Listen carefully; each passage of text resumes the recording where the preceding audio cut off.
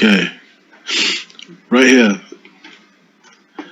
It says right here, it was clear in the 1920s and 1930s that many Europeans were happy of the benefit of the Melanesian labourer, but unhappy with the Melanesian Samoan intermarriage.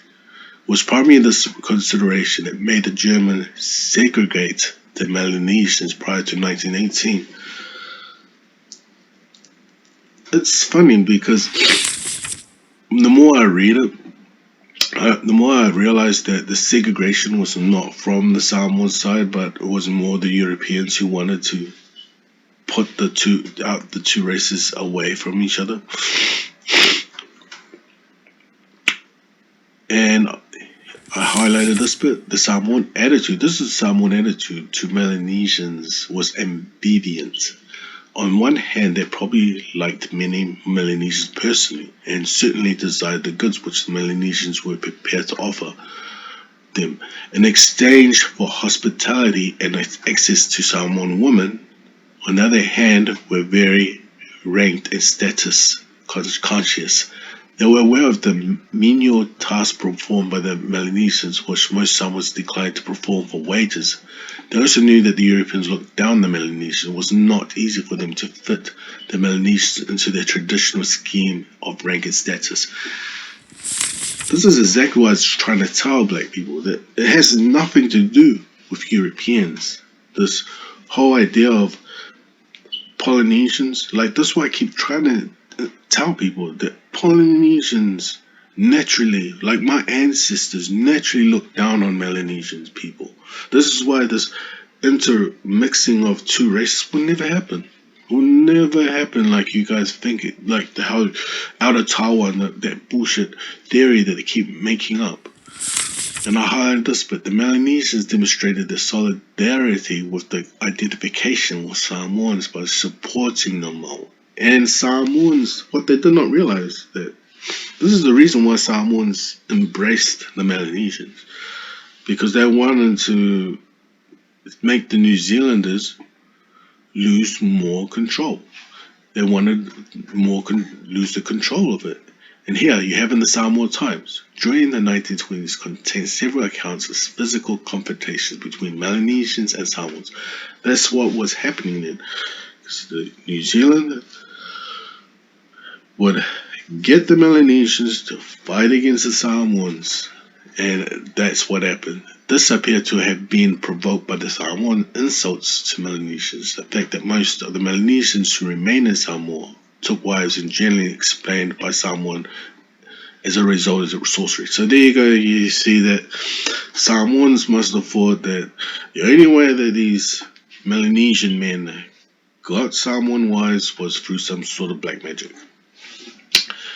And here's the explanation about the church. And this kind of shows you the Samoan mentality as well, like how money talks.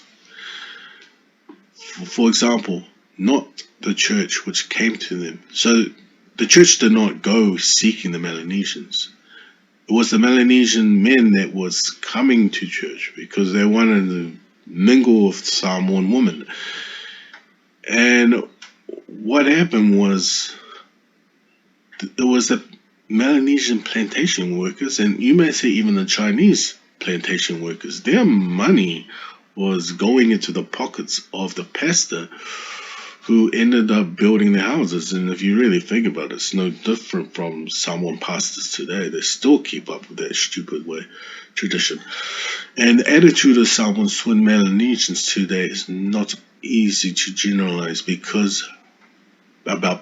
but it would be unfair to say that the Samoan attitude to most foreigners. So what it's trying to say is plantation and mental laborers, but also the stories about missionaries. So here they're just talking about how Samoans usually have a stereotypical way of thinking about people of Melanesia as being savages and, eating people and black magic. So it's just typical stereotypes you get towards black people. And Samoans, held positions of authority. So the whole idea of these Melanesians were being savages and cannibals was because during that period of time there was a lot of Samoans going out trying to preach the gospel to these Melanesians. And as you can see, in the result, they got a lot of diseases and got a lot of violence from the Papua New Guineans. In the result, Melanesia gained a reputation among Samoans at that time as being wild and a savage place. And the people of Melanesia were thought by some Samoans to be being a backward people in the power of the devil. Oh my gosh. Now African Americans has taken their place. Someone speak despairingly of the Melanesians' skin color. Then again, I keep trying to tell black people. Skin color, that's the main thing that makes you black, stressing that they were black. When in fact only the recruits from the Western Solomons, including Bougainville, Nusan and Booker, were actually black. So not all Papua New Guineans are that black, to be honest. So yeah, that's quite interesting. But here, carry on. Very dark skin. See, here we go again. How Samoans do not like, skin color to be too dark or too light.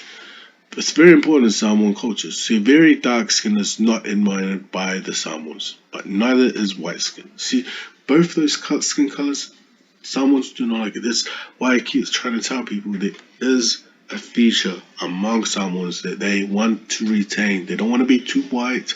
They don't want to be too black. They just want to be just right. Someone considered very light brown skin as being beautiful. See, light brown skin, not brown skin, light brown skin. It is interesting that all the men interviewed spoke self-consciously of themselves as Tamauli, as a degrading word. But I think right here you find where the name Tamauli went to Tamauli to MEAULI was during this period of time.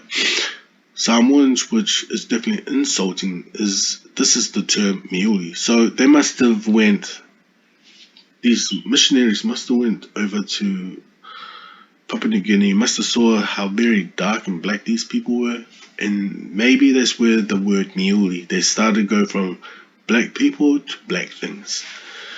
The racial prejudice is not only a problem that is faced by the new or surviving Melanesians and their many part Melanesian descendants. Those who have not been absorbed by the Samoan families and villages face a number of disadvantage compared to most Samoans. So there you go. Unlike the Chinese Samoans, the German Samoans, who have lands and got shops all over Samoa, usually you'll find the more poorer Samoans, or the ones that you see walking on the streets with no house and no homes. They usually are the descendants of the Melanesians. The ones that are begging money and stuff like that. I'm not being stereotypical, but usually that's what it's trying to say.